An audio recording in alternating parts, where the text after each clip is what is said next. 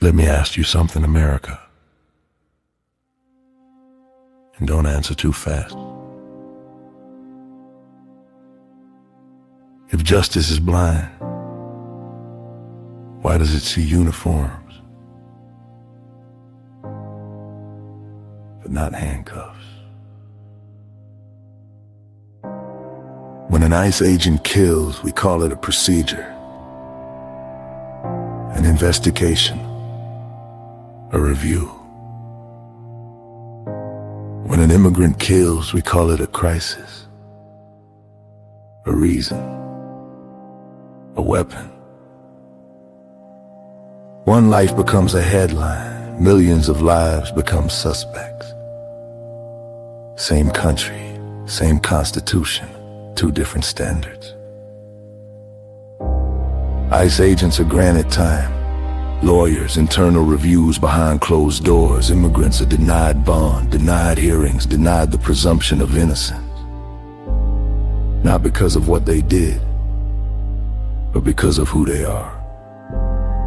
That's not law. That's power protecting itself. The desolating bracket you read. Families bleed as we read. But her name is now being used to erase due process for people who had nothing to do with her death. It isn't justice. Scapegoating. And grief should never be turned into a policy weapon. So let's try something honest. If we use the same logic on ICE agents that politicians use on immigrants, then one killing would mean all ICE agents are arrested or detained or denied bond until proven innocent. Sounds ridiculous, right? Exactly.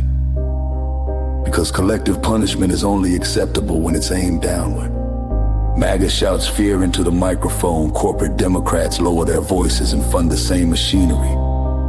One side screams, the other side whispers. But the cages stay full, the immunity stays intact, and the Constitution keeps shrinking. Silence is not neutrality. Silence is consent.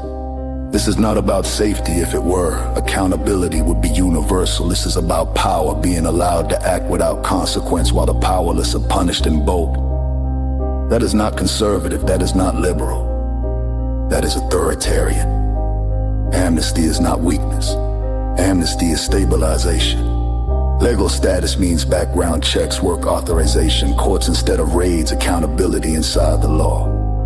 Amnesty pulls people out of the shadows and removes fear as a political weapon. It ends the cycle, all at once. You don't honor victims by suspending the Constitution. You don't create safety by collective punishment. And you don't defend democracy by giving the state immunity while denying the people due process. One law, one standard, one constitution. Anything less